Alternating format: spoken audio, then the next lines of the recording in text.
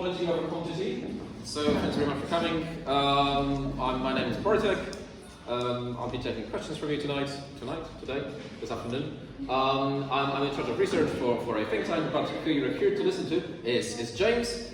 James is the head of community and partnerships at Giving What We Can, where he supports a global community of individuals committed to effective giving, leading efforts to expand the network of those pledging 10% of their income to high-impact charities. With over a decade of experience in international development, philanthropy, and humanitarian assistance, James has held roles such as Crisis Center Manager for the UN in Somalia and Director of Impact Investment at Save the Children.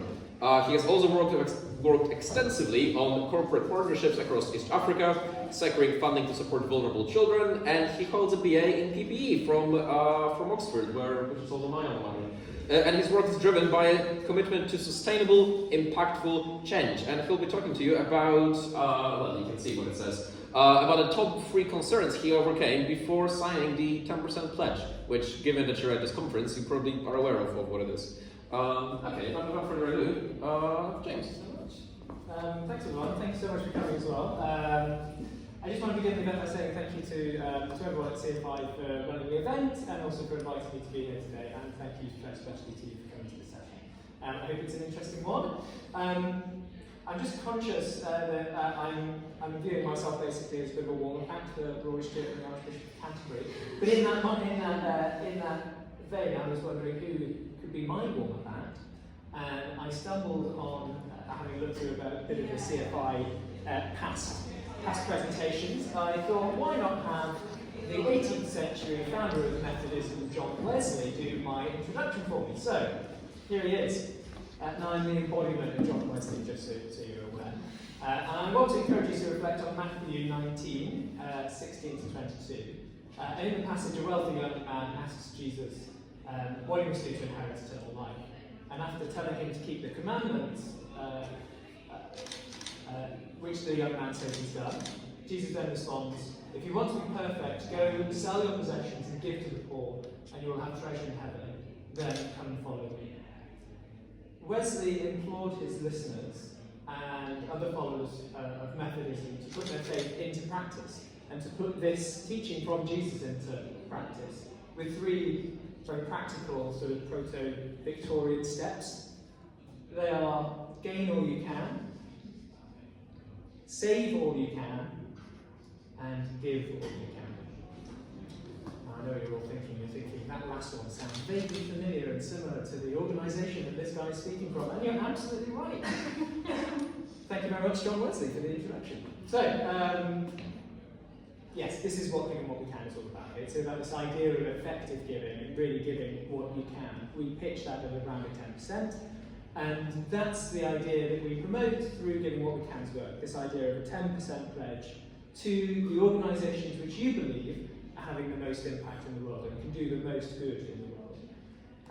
And this talk is going to look about some of the key questions that we received as an organisation, but also reflect for me a little bit of the challenges that I had to overcome before I decided to make a 10% giving pledge.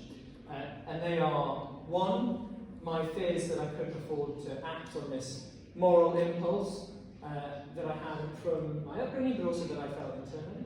The second, my concern that charities would waste my donation, which is a very common concern that people have when they start thinking about treating their donations like they would treat their investments. And finally, this concern that I might be seen as sort of holier than thou, I'd be preaching, and that people wouldn't like that. My own journey with effective giving started in 2019. At the time, I was working for an NGO, and I was on a visit to Zantari refugee camp in Jordan. The reason I was there was I'd been sent to try and look at the education provision in these camps, and it was tough. There was 80,000 people living in this camp in 2019, many of whom had fled from Syria across the border because of the civil war. And the children who are living in these very cramped, tough conditions, many of whom had sort of grown up in that camp and didn't know anything else outside the camp, we were really struggling to provide education provision for them in a way that was kind of meaningful and would have a real impact in their lives. For me, this was, and I've done field trips like this before, but this was a particularly challenging trip. I found it quite depressing, I'll be honest, to see the conditions that a lot of people were living in inside this camp. It was also an uplifting experience. You go and meet these people who are, leading very tough lives, but have a really stoic outlook on what their life is and what they're trying to do. And also to go and meet other people working in the NGO space who are doing really wonderful things. But I was finding it very difficult. I came back to London after that trip, and I basically found myself having very difficult feelings about this trip. One thing you'll find if you talk to really kind of hardcore humanitarian workers is they're very stoic and they separate their personal life from their work, because that's the only way that they're able to kind of function and keep doing that work in the long term, is to create a kind of professional distance between their work and how they feel personally. And I was really struggling with that. I was having dinner with my flatmates one evening, and I was saying how I thought that the rich had a moral obligation to these people and should be donating more, giving more, and I did say at the time around 10% of their income to these people. And then my friend asked me a question. He said, "What do you mean when you say the rich?" And I thought about that for a while, and I said, "Well, I think at least the top 2% of global learners." And I didn't think that I was in that number. But I was. We have an online calculator. If you type in "giving what we can, how rich am I?" It will show you where your salary puts you relative to the rest of the world, and it's adjusted for the cost of living in your country, so purchasing power parity. If you have a salary of £37,000 post-tax in the UK, then you too are in the top 2% of earners globally. That's £3,000 more than the median British salary post-tax per year, and that puts you in the top 2%. Learning that I was sitting in the top 2% of global earners triggered a sort of genuine crisis of conscience for me. I was really struggling to think, how can I balance my morals with what I thought were the real challenges of my bank balance? So I just proposed to my wife, and we were getting married later that year. I was thinking about budgeting. I was living in one of the most expensive cities in the world to live in. But simultaneously, I was going on these field visits. I was, in a sense, in a privileged position that I was able to really understand what life was like for other people in the world. And I wasn't sure really what to do, but I dug deeper into it, and this is some of the thinking that I had at the time. This graph is from Gapminder, and it shows the bell curve of global income per day in 2022. I was in the top 2% of global earners, so that grey section. And again, if you earn over £37,000 post-tax in the UK, then you're also in that group. The difference between the top 2% and the top 1% in the UK is around £12,000 per year post-tax.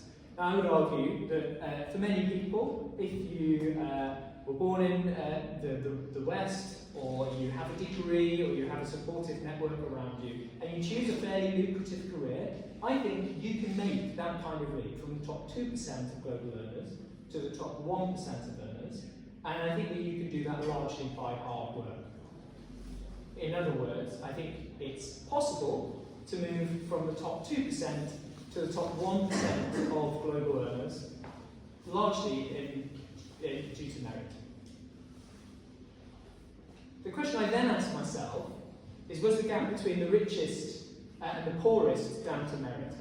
So that area on the left here, that 8.79%, that's the global poverty line of $2.15 per day. And again, that's benchmarked, so that's what $2.15 per day would buy you in the United States. In Kenya, it's about 200 shillings, so far, far, far less than that, but it's the amount that you can buy for $2.15 per day in the US. 700 million people live below the poverty line. They are, if you like, our counterparts on the other end of the bell curve. Is it our hard work that means we're not living on less than $2.15 or equivalent per day? It's a really distasteful question, actually, and the reason for that is because it's a very obvious answer. That it isn't based on our merit, instead it's based on luck. Totally on luck. If I'd been born in Haiti or Yemen Yemen, or Burundi, or some of the other places that I've worked, I know my life would look completely different. I wouldn't have had any of the opportunities that I've had in my life. And these people are essentially, they lost in the lottery of life through no fault of their own. No fault of their own. If you're sitting there thinking about what $2.15, it's about £1.64 per day sounds like, and you're saying that's literally unlivable, you're right. You're not talking about struggling to pay nursery bills here or deciding whether you're going to buy a new car or not. You're thinking, can I afford to eat today? Can I get one meal today? Some other indications of what it looks like if you're on £1.64 per day globally. You'd be in a group that's not had any form of education. 8% of people around the world don't have access to regular education. 9% of people globally don't have regular access to clean water. It's likely that you'd be in that group. And finally, it's also likely that you'd be stunted. This is where malnutrition basically means that you can't grow and develop your body and your brain to the full potential that you would have. So the impact of that means that people who didn't have the right nutrition growing up, have enough food, enough of the right food, permanently have a lower IQ because their brain never develops in the way that it's meant to, permanently. 25% of children globally suffer from stunting while they're growing up.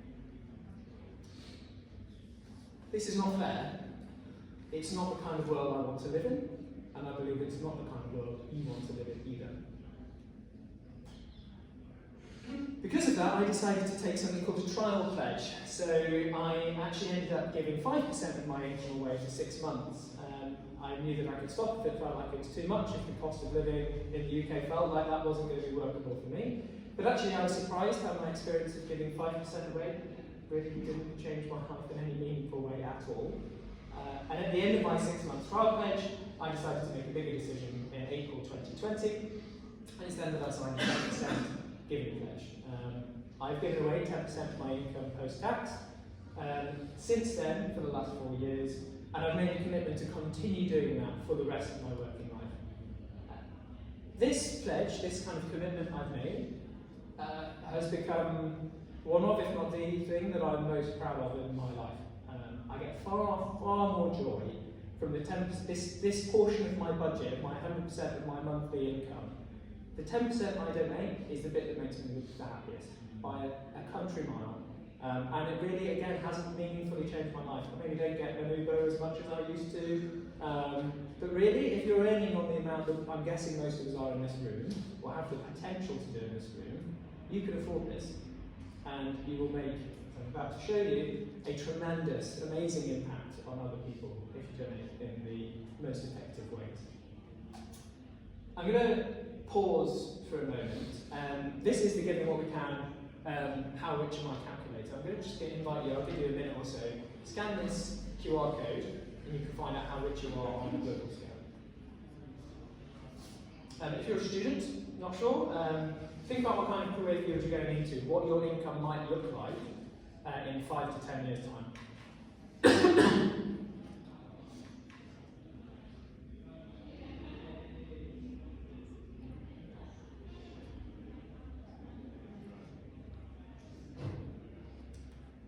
And you're thinking about your salary as well. Think about what your take-home pay might be per month and just times that by 12. And that will tell you your post-tax income. Once you've done that, you can scroll down to the bottom of the page. It will show you where you would be if you gave 10% of your income away.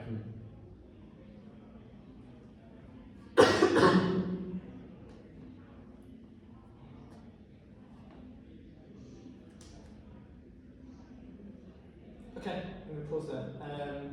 Rule 101 of speech making is don't ask everyone to get their phone out. So if I can ask everyone to put your phone away again, that would be great. But please do head back to that page again later and you can think a bit more about this. So, back to 2019, I decided I could afford to give more than I ever had before and treat it on a sort of completely different way than I had. And so, I realised I could afford it. But then I had to overcome my second concern, which was that my donation would be wasted. We look for efficiency in all kinds of ways in our life, with our investments, when we're buying a house or a car or whatever else it might be. We really look for efficiency in getting the kind of best value for money. But often we don't treat our donations that way. You might sort of meet someone on the street, say, oh, okay, we're raising this, think, okay, that sounds good, have some money. We don't think about it in the way that perhaps, as effective altruists, we would encourage people to do, especially if you're giving 10% of your income away. So, I wanted to demonstrate this with a question for you all related to international development, which is, as was mentioned, my background. This is a common issue in international development. Each year, 1.2 million people die of waterborne illness. That's obviously very terrible, but we do know that there are very impactful ways that we can address this problem. So, this unit of measurement represents, we'll use it to compare interventions. It's 1 year of healthy life per $1,000 spent. These figures that we're going to go through in a minute are based on a paper from the World Health Organization in 2015 called the Disease Control Priorities Study.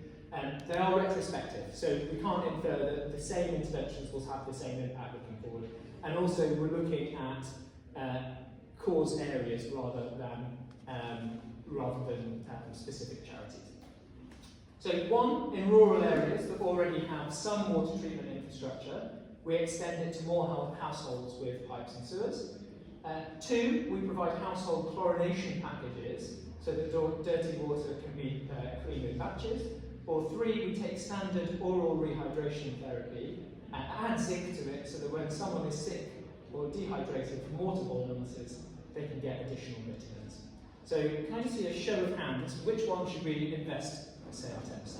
Which one should we invest in? So number one, piped water and sewer connections. Number two, chlorination treatment. Or three, zinc. So raise hands for number one for piped sewers. Yeah, 1, 2, 3, 4, 5, thank you. Number two, chlorination. No one likes chlorination. Number three, zinc. 2, 3. Kind of it. Let's call it a half there from some user. Okay. So, first up, pipe water and sewer access. For each $1,000 invested, the DCP estimated roughly 5 months of healthy life was saved for one individual. This includes the lifetime value of the pipes, because you don't need to reinvest every single year. That doesn't seem that great.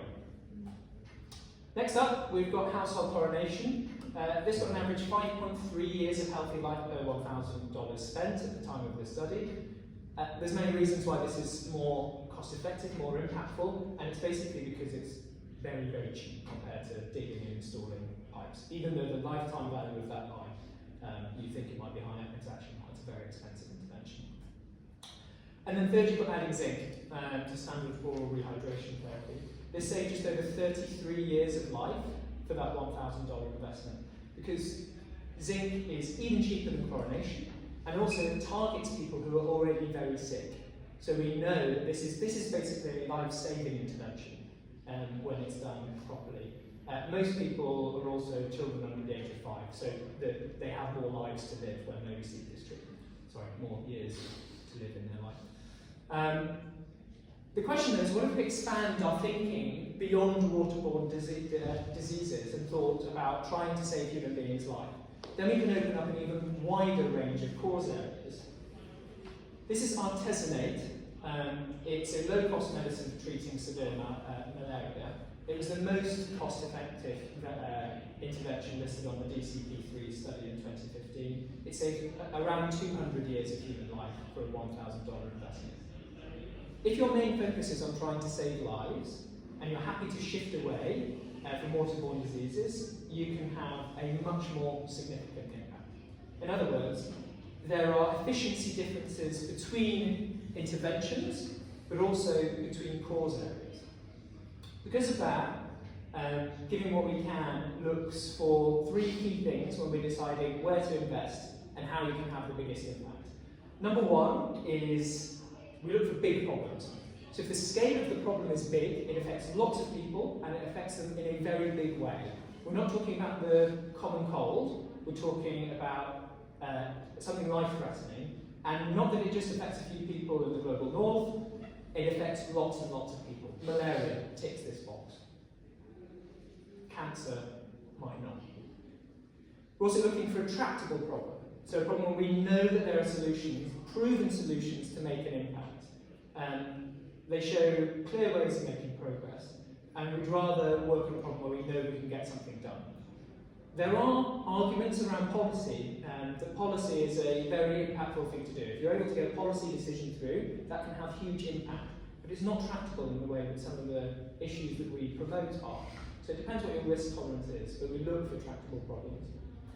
And finally, we look for unpopular problems. So the ones that don't attract a lot of funding, those are the ones that we actively promote. Because of that, we've highlighted 4 organisations that hit our very, very high quality mark for a recommendation from Giving What We Can. The 2 on the far left focus on malaria, prevention and treatment.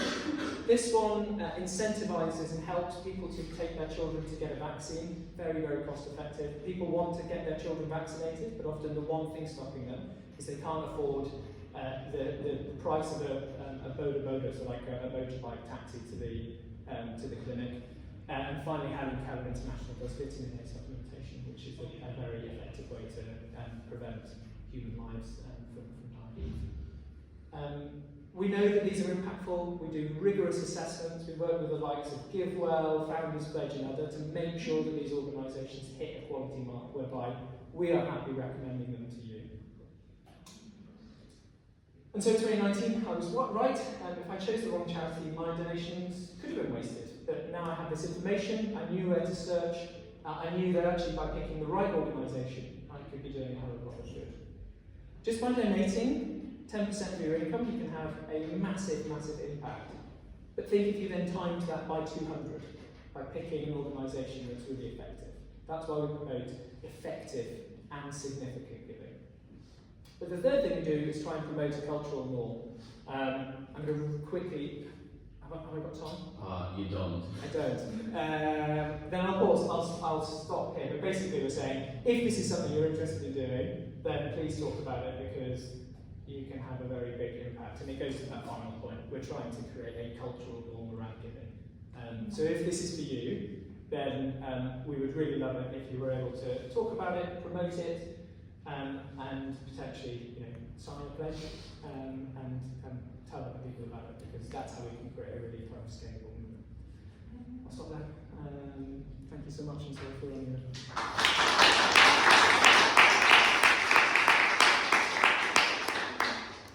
Thanks, James. I thought it was very touching and impactful. Thank you. On the question front, it reminds me of an anecdote about Slavoj Žižek, where once he was giving a talk, and when he was forced to take questions, he asked, okay, can I choose who takes the question, who I take the question from? And the moderator said, okay. And Slavoj said, okay, I pick myself. Slavoj, what would you have said if you had more time? So if anybody wants James to go on, please put your hand up and say, James, what would you have said if you had more time? But I'm going to abuse my moderator privilege first, and I'm going to ask a very EA question. I suppose the standard EA argument to make about this would be to say, well, actually, the way to maximize impact wouldn't be to give 10% of your income. It would be to invest as much money as you can, maximize returns, and then invest the result. What would you have to say in response? It's a very good question. A lot of people do invest to give. It's called patient philanthropy, and I think there's a good argument for that.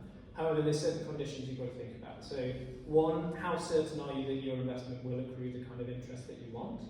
And two, why are you prioritising a cause to give later rather than now? Because you can also get compound interest on problems. So if we're not able, for example, if we're able to solve some or cure some of these major diseases now, that has a compound interest effect, because there will be people in the future who don't suffer from malaria or whatever else it might be. Likewise, even on a kind of more micro level, if you prevent one child dying in a family, the impact of that on that family is really profound. So I personally am an advocate for giving now rather than investing, but I do think that depends on who you are, what your goals are with your giving. But it's a really good question. Okay. Well, I'm going to prioritize questions in the room rather than questions on Slido, because I'm not a believer in Slido. So, gentlemen there. I was going to say, I think you answered that question really well, the whole give now, give later debate. And Alice and I were just talking about that earlier, actually. I think another thing is moral drift. Totally. So people saying, invest now, give later. And actually, life takes over. You forget that you're altruistic, you realise actually you're buying more expensive stuff, they all fancy holidays, they're not giving them money away, so I think that's another. No, it's a really point. Actually, so I encourage people to donate on a monthly. If they're not sure, I encourage people to donate on a monthly basis because you get into that rhythm of it, and it's just easier. You can get it taken out of your paycheck. Whereas sitting down at the end of the year and going, "Oh, that's quite a big chunk of money." You do have that. Often people do have that thing. "Oh, okay, that's quite a big chunk of money. What could I do with that?" So I think getting into that rhythm and getting into that commitment and normalising it is a really big point. I was hoping you could elaborate some on the purpose of the calculator, like if it's to provide perspective, or like what, like comparing the income, like your individual income to the like poverty level of the world, because I just like went through and where I live in DC, which is really expensive, $100,000 is considered like the minimum standard for a single person, like if you, with costs of like student loans and healthcare, and granted, we don't have free healthcare, as some other wonderful places. But like that's quite a lot of money, but still doesn't, like it puts people into the top 1% of the world. But there are folks in DC who make that much and they're still scraping by. So like if you could just elaborate some on. Sure. So it is adjusted for the cost of living. I think it was last done in 2020, earlier this year, 2024. So that is accounted for. I guess it's just a hard thing to say. Like, our problems are not on the same scale as a lot of other people. Saying scrape by, I suspect a lot of people aren't, worrying about how many meals they're going to have that day. So it's just, I think there's a hierarchy of problems almost that and it's very hard to see that because we're living in a relatively small bubble.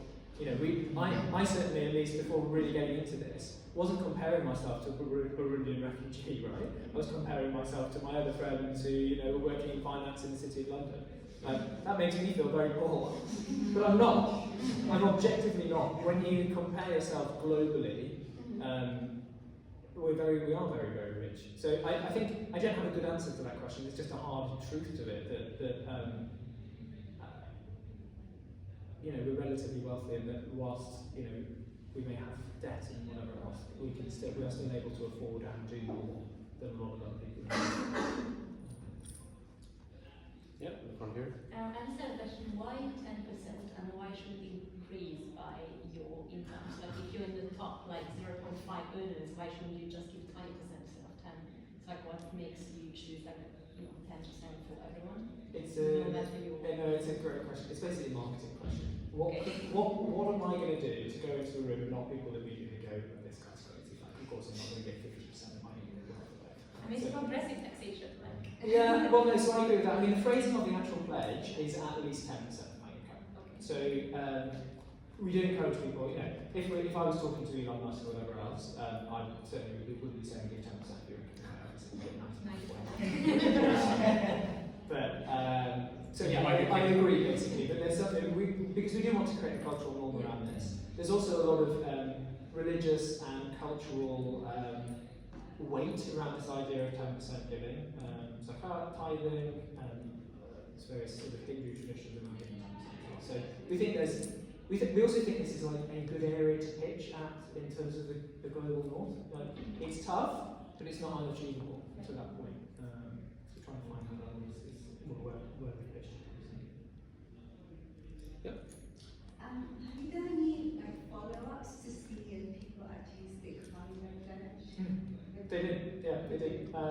So accounting for people who have stopped pledging or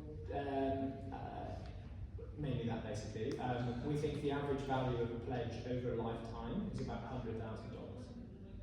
So people do stick to this. Because it's a major commitment, right? It's a public commitment. It's not a legally binding commitment, but you're making a public commitment that you are going to donate 10% of your income to impactful organisations. So yeah, some people don't, but overall, we very conservatively estimate the lifetime value of each pledge at about $100,000, and that's accounting for people who stop giving. At the back there. Yeah, so, something I was going to ask, but it's not something to sort of tie into your personal frame, but if you know about different, because perspectives in Christians for EA. And since I took the pledge, I've always felt a bit guilty that I don't give 10% to church. So I don't know if some people give sort of 10% to their pledge, 10% to church on top, but I would rather divert sort of surplus to giving what we can, well, give our charities rather than church. It just sort of feels quite ineffective, and I don't know what sort of perspectives you hear about that. Yeah, that's a really great question. So again, I point to the wording of the pledge, which is to the organisations which I believe will have the most positive impact on life, on life. It doesn't even say human life, just says life. And I think that's up to you. And so, for example, in my own giving, the 10% I give is to effective organisations, but I do give on top of that to ineffective. So tithing, I give back to my college where I went to uni, just because it's something I feel emotionally connected to. I will, if someone homeless asks me for some money, I'll often, donate to them as well. But I treat them as almost kind of separate things. But I really think that's a very personal thing for you and how you kind of manage that. But the wording of the pledge is clear that it's talking about the organisations you believe can have the most positive impact. What's in terms of the incomes and outcomes of the Giving When We Can charity company? Yeah, we're a registered charity, but we basically take funds and then pass them on. Exactly. So, but also you also have overheads and stuff, and Yes. you give talks outside. How effective a charity are you if you consider the 100k per donor assignment average? So of that 100k, we counterfactually attribute 22,000 to us. So people that we speak to are often, so you guys are often here because you're predisposed to giving in a significant way. So we only attribute 22,000. There's a long study about how we got to that 22 figure, but that's the amount we attribute to us. In terms of our cost efficiency as an organisation, for every dollar we receive, we drive around $13 to effective charities. So you could argue shouldn't we all just start thinking to you first? and then it'll be 13 times 200 times or whatever. Yeah, so there is fine. So I some of my 10% I donate, I salary sacrifice back to give what I can for exactly that reason. Cool. But I'm not here to promote it. I understand. No, I know that it's not marketing. But yeah, and I tend to say that's sort of people who've been sitting beside it a lot. But yeah, you're exactly right. We believe, and that's an external assessment as well. Okay, one last question. So the Tell the World part, which is going to be your third point, I feel, so Yeah. the purchasing thing. I was interested to go to because sort of one question, not to sort of doubt the points of it, but what's the idea behind it? Because I think in some sort of Abrahamic faith there's the idea of sort of like giving with your right hand so your left hand doesn't know, and sort of being more humble with sort of the way you give. And I had a conversation with my father about this, and he sort of brought up, like, well, you know, make a song and dance about it. Like, it was sort of what he said. So I'm wondering what, like, if there's a reason why you say sort of tell the world. Yeah, it's. I think it goes back to this sort of. I wrote a really good talk about it today. Sort of deontological versus consequentialist approach. I think if you take a consequentialist approach to this, and you think, by me talking about it, I can convince one other person to take a 10% pledge. That's $100,000. If that goes to an effective organisation, you're talking about 20 lives saved. So you have to balance that with your faith and your sort of reliance on scripture as a moral guide, I suppose. I didn't tell anybody about my giving for 3 years basically, partly for this reason that I just didn't feel comfortable with it. But I've made a decision now that I think, and it's, for me it's really genuine. I mean, it's different for me because this is my job, right? So I think it is different. But for me, it really isn't about self-promotion. I just want to try and convince other people that this is a good thing to do, because I can see and I've seen the impact that it has, and I know that, and I've seen the studies to show how much funding we generate by people. Our biggest source of pledges is people who've already taken a pledge talking to their friends. It's the single biggest source of referrals we have. So that's why we want to encourage people to do it, really. But again, I think it's a really personal choice, and the best advocates are the ones who feel very comfortable talking about it. We don't want to make people feel uncomfortable, or kind of, not want to do that. And often it takes time. I've sat with this for a long while, and now I feel comfortable. So, see how it feels for you. Thank you. Okay, a great point to conclude on. And let's give thanks to James. Thank you very much.